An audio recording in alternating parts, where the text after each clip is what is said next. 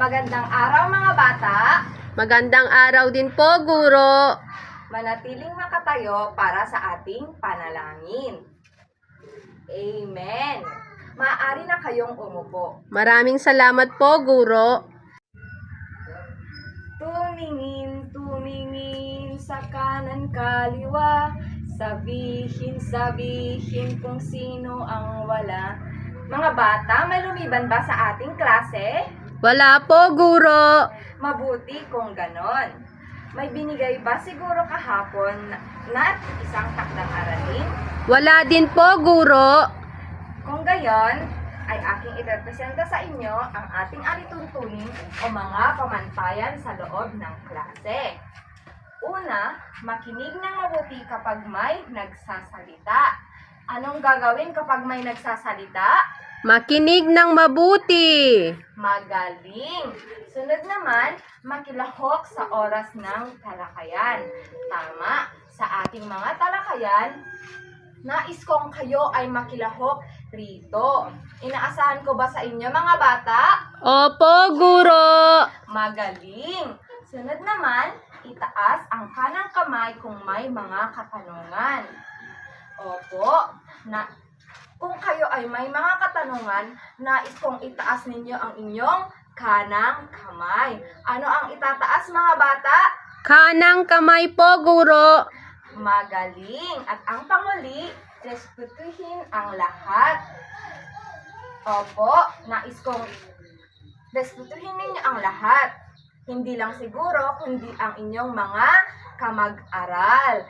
Nang sa gayon ay kayo rin ay kanilang re-respetuhin. Naintindihan nyo ba mga bata? Opo, Guro. Magaling!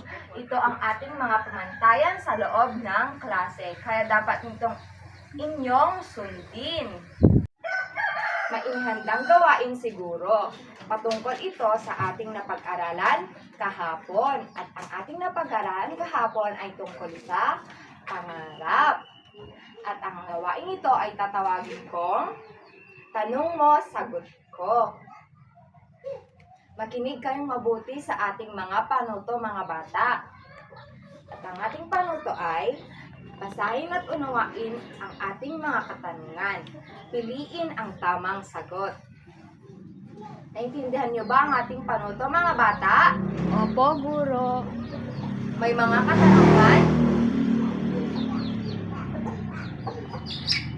Kung gayon, magsisimula na tayo sa ating gawain. Magaling mga bata! Batid ko nga alam na ninyo ang ating napag-aralan kahapon. Ito'y tungkol sa pangarap. Gusto nyo bang umawit mga bata? Opo, Guro. Kung gayon ay aawit tayo. Ang pamagat ng ating awitin ay tuloy po kayo. Siguro muna ang gagawa at saka sabay-sabay nating aawitin mamaya. Kaya dapat kayong mabuti kung ako ang aawit. At ito ang ating awitin.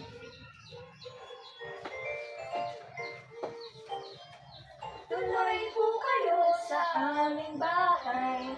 Narito si tatay at nanay. Sila ang aking mga magulang. Lagi ko silang kinakalam. Tuloy po kayo sa aming hardin. Narito si ate, si kuya rin. Lagi kami nagbibigayan.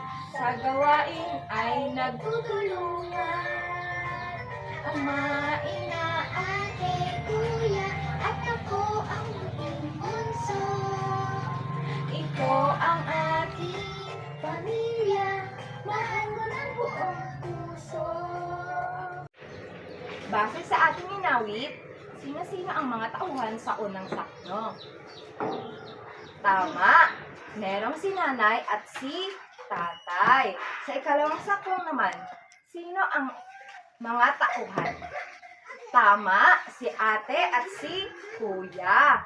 At sa panghuling sakno, sino-sino ang tinutukoy na isang pamilya? Tama! Andito si tatay, nanay, ate, kuya at ang munting bunso. Magaling mga bata. Ang huhusay niyo talaga. Bigyan natin ng palakpak ang ating sarili. May inahandang gawain siguro. Ito sasagutan. Ang gawain nito ay aking tatawagin, sino ako sa aking pamilya. Makinig kayong mabuti sa ating panuto mga bata. At ito ang ating panuto. Ang guro ay magpapakita ng isang larawan. At inyo itong hulaan kung sino ito. Naintindihan niyo ba ang ating panuto mga bata? Kung gayon ay tayo ay magsisimula.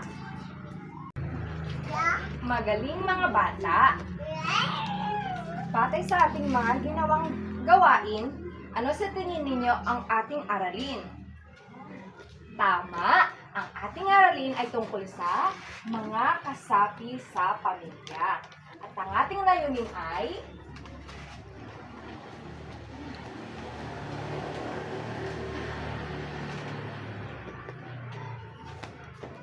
sa pagtatapos ng ating talakayan, kayo ay mauunawaan ang konsepto ng pamilya batay sa mga bumubuo nito. Pinapahalagahan ang bawat kasapi ng sariling pamilya at nakakagawa ng isang family tree na nagpapakita ng relasyon ng bawat miyembro ng pamilya. Alam niyo ba ang ibig sabihin ng pamilya? Hindi po, guro. Kung gayon ay makinig kayong mabuti at akin itong ituturo. Ang ibig sabihin ng pamilya ay isang maliit na unit ng pamayanan kung saan nagsisimula ang pagmamahalan, pagtutulungan at pag-aangga. Dito tayo unang natututo ng paggalang, kabutihan, at responsibilidad. Ang pamilya ay binubuo ng ama, ina, at mga anak. At minsan ay kasama rin sina lolo, lola, tita, tito, at mga pinsan. Ngayon ay ating ituturo ang mga gampanin sa pamilya o ang mga kasapi nito. Una ay si ama. Siya ang haligi ng tahanan. Siya ang responsable sa paghahanap upang matugunan ang pangangailangan ng pamilya. Tinawag na haligi ng tahanan si ama dahil siya ang naghahanap buhay upang matugunan ang mga pangangailangan ng pamilya. Sa inyong mga bahay, ano ang ginagawa ng inyong mga ama? Yes, Rose? Magaling! Ano pa mga bata? Yes, Christy? Magaling! Tama, ang ama ay siyang naghahanap buhay upang matugunan ang pangangailangan ng pamilya. Kaya siya tinawag na haligi ng tahanan. Sunod naman ay si ina. Si ina naman ay siya ang ilaw ng tahanan. Dahil siya ang nag-aalaga, nagluluto at gumagabay sa bawat kasapi ng pamilya. Tinawag na ilaw ng tahanan naman si ina dahil siya ang nagbibigay ilaw sa tahanan. Siya ang nag-aalaga, nagluluto, at gumagabay sa bawat kasapi ng pamilya. Si ina po ay siya ang natitira sa bahay upang gawin ang mga gawaing bahay. Kayong mga bata, ano ang ginagawa ng inyong ina sa inyong tahanan? Yes, Rachel? Puro si nanay po naman ang nagtatrabaho sa aming pamilya. Oo. Ganito kasi yan mga bata. May ipapamahagi si guro. Alam niyo ba noon na ang mga kalalakihan lamang ang inaatasang magtrabaho upang may taguyod ang isang pamilya? Ngunit ang mga kababaihan ay sila lamang ay nandoon sa loob ng bahay dahil sila ang inaapasang gumawa ng ating mga gawain sa loob ng bahay. Kaya, ang sinasabing kalakihan ay isang kasarihan na kung saan ang kasarian ni Ama ay isang lalaki. Kaya, tinawag siyang haligi ng tahanan. Ngunit ngayon kasi, class, ang mga ginagawa na ng mga kalalakihan ay kaya na rin gawin ng mga kababaihan. Kaya kung naghahanap buhay o nagtatrabaho si tatay o ang ama, kaya din gawin ni nanay na magtrabaho o maghanap buhay para may taguyod ang inyong pamilya. Naintindihan niyo ba mga bata? Opo, guro. Magaling. Sunod naman ay anak. Sila ang bumubuo at nagbibigay saya sa pamilya. Huling nilang sumunod sa magulang at tumulong sa gawaing bahay. Kayo ba mga bata? Binibigyang saya niyo ba ang inyong mga pamilya? Opo. Sa anong paraan? Sige nga. Magaling. Sinabi rin dito na tumutulong sila sa mga gawaing bahay. Tumutulong din ba kayo sa inyong mga gawaing bahay? Opo, guro. Gaya ng ano, sige nga Rachel, magbigay ka. Gaya po ng pagwawalis, guro. Magaling. Mabuti naman kung ganon. Sino bang tumutulong sa mga gawaing bahay? Yes, Rose? Magaling. Dahil kayong mga anak, ang siyang ay dapat tumulong sa mga gawain at tungkulin din ninyong sumunod sa inyong mga magulang. Kung anong mga sinasabi ng inyong mga magulang, ay dapat nyo itong sundin. Dahil walang mga magulang ang ayaw maipahamak ang kanilang mga anak. Kaya ang kanilang mga sinasabi ay para rin sa inyong mga kapakanan. Kaya dapat nyo itong sundin ang mga sinasabi nila. Naintindihan nyo ba mga bata? Opo, guro. Magaling. Ngayon naman, meron ding iba pang mga kasapi ng pamilya. At ito sina lolo, lola, tito, tita, at si pinsan. Ngunit una nating pag-aaralan ay tungkol kay lolo. Si lolo ang nakakatandang lalaking magulang ng ating ama at ina. Kumbaga, ang magulang ni ina at ama ay si lolo at ang anak naman ni lolo ay si ama at ina. At si lola naman ang nakakatandang babaeng magulang ng ating mama at ina. Ganon din ang anak ni lola ay ang ama at si ina. Dahil ang ama at ina, ang kanyang magulang ay si lola. Alam niyo ba mga bata na dapat nating respetuhin ang mga nakakatanda? At si lolo at si lola ay matanda na kaya dapat natin silang irespeto. Ngayon, paano natin bigyang respeto si lola at si lola? Magbigay nga kayo mga bata. Yes, Rachel. Pagmamano po, guro. Magaling. Nagmamano ba kayo sa inyong mga lolo at lola, mga bata? Opo, guro. Magaling naman kung ganon, mga bata. Talagang napaka-respeto nyo sa mga nakakatanda. Ngayon naman ay dumako tayo kay tito at tita. Si tito ang lalaking kapatid ni nanay at si tatay. At si tita naman ang babaeng kapatid ni tatay at nanay. Si pinsan, ano kayo si pinsan? Si pinsan ang mga anak ni na tito at tita. Ngayon, dumako naman tayo sa iba't ibang uri ng pamilya. Una, two-parent family. Ito ay binubuo ng ama, ina at mga anak.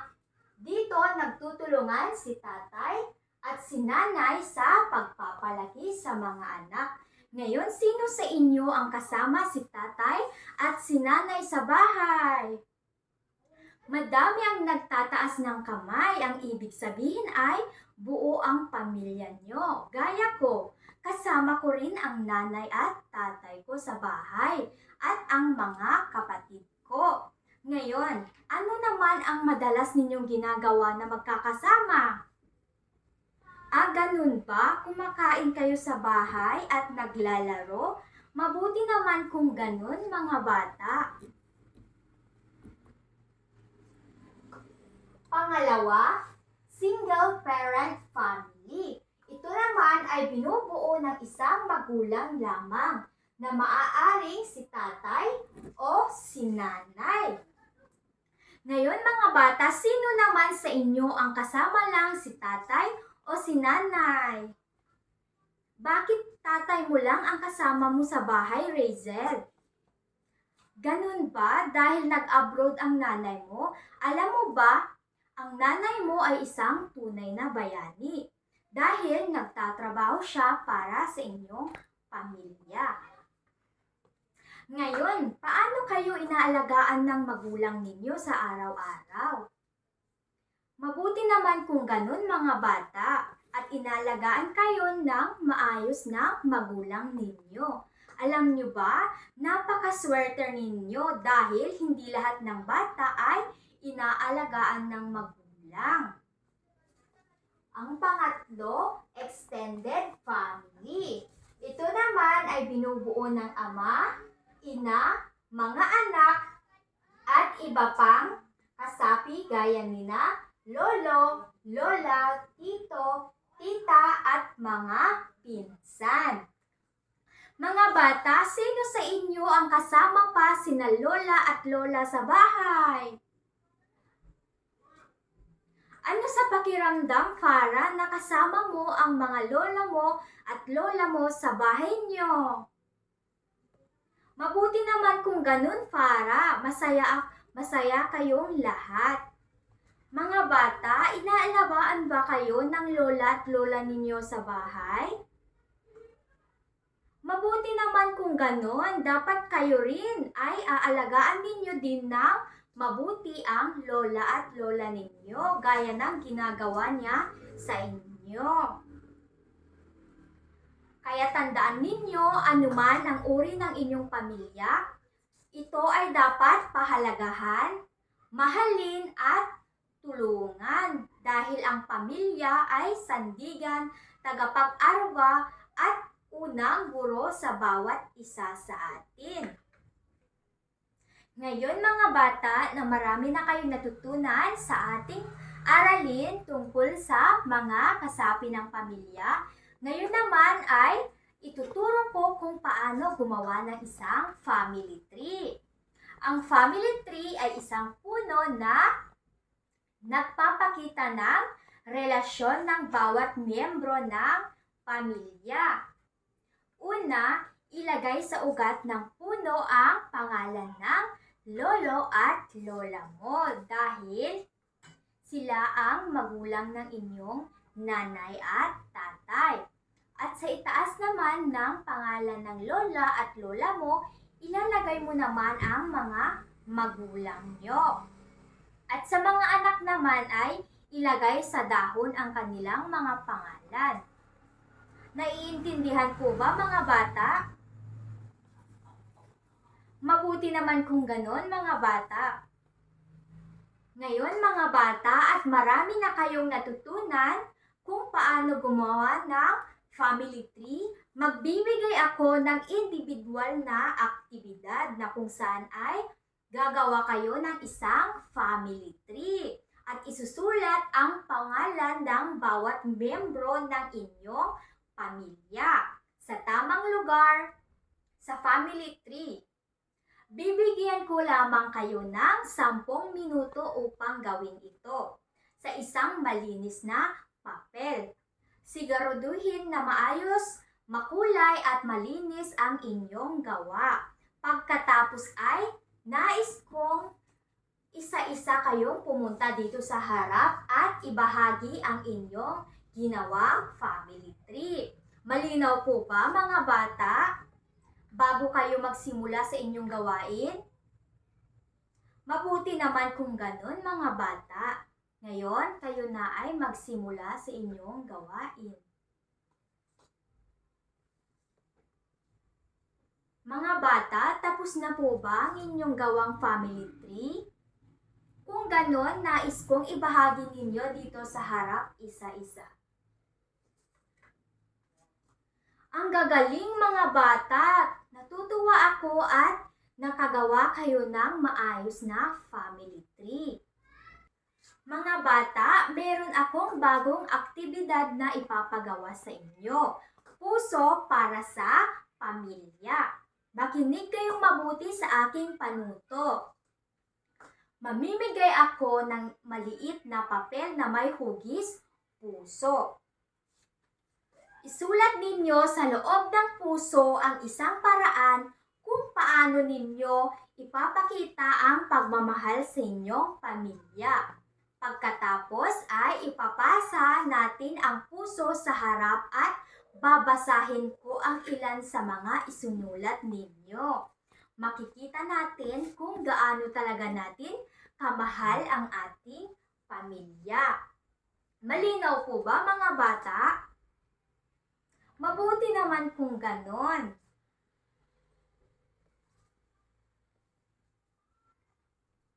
Gusto niyo bang maglaro mga bata? Mabuti naman kung ganon, tayo ay maglalaro ng isang masayang gawain na tinatawag na bunot mo, sagot mo. Makinig kayong mabuti sa aking panuto mga bata. Narito sa kahon ang mga papel na may nakasulat na kasapi ng pamilya. Ngayon, kung sino ang unang magtataas ng kamay ay aking tatawagin upang pumunta sa harap at bumunot ng isang papel mula sa kahon. Pagkabunot mo ng isang papel mula sa kahon, babasahin mo ang malakas kung sino ang nakasulat sa papel. Pagkatapos ay sasabihin mo sa klase kung ano ang tungkulin o gampanin ng kasaping iyon sa pamilya. Malinaw po ba mga bata? Mabuti naman kung ganon mga bata. Magbibigay ako ng halimbawa upang mas malinaw. Halimbawa, kung ang nabunot mo ay ina, maaari mong sabihin si ina ang nag-aalaga sa amin at nagluluto ng pagkain. Handa na ba kayong maglaro mga bata? Ngayon, magsisimula na tayo. Ang gagaling mga bata, talagang naintindihan ninyo ang ating aralin. Ngayon mga bata, magbibigay ako ng individual na aktibidad. Makinig kayong mabuti sa aking panuto upang maintindihan ninyo. Naintindihan po ba? Mabuti naman kung ganun mga bata. Ito ang aking panuto. Para sa ating individual na gawain, gagamitin ninyo ang inyong sariling ideya at karanasan sa pagsagot sa aking sasabihin na aktibidad. Bibigyan ko lamang kayo ng 10 minuto na gawin ito. Malinaw po ba mga bata? Kung ganon, simulan nyo na itong sagutan. Tapos nyo na po ba mga bata? Mabuti naman kung ganon. Mula sa likod, ipapasa ninyo ang inyong papel paharap. Naintindihan po ba? Mga bata, para sa inyong karagdagang gawain, sa inyong notebook, gumuhit kayo ng larawan na nagpapakita ng pagmamahalan at pagtutulungan ng pamilya. At pagkatapos ninyong gumuhit, isulat sa ibaba ng inyong guhit kung ano ang iginagawa ng inyong pamilya at paano ninyo ipinapakita ang pagmamahal sa isa't isa. Halimbawa, tinulungan ko si nanay na maghugas ng pinggan. Masaya ako kapag nagtutulungan kami sa bahay. Ngayon, siguraduhin ninyong makulay, maayos at malinis ang inyong guhit. Ipapasa ninyo ito bukas. Malinaw po ba mga bata? Mabuti naman kung ganon.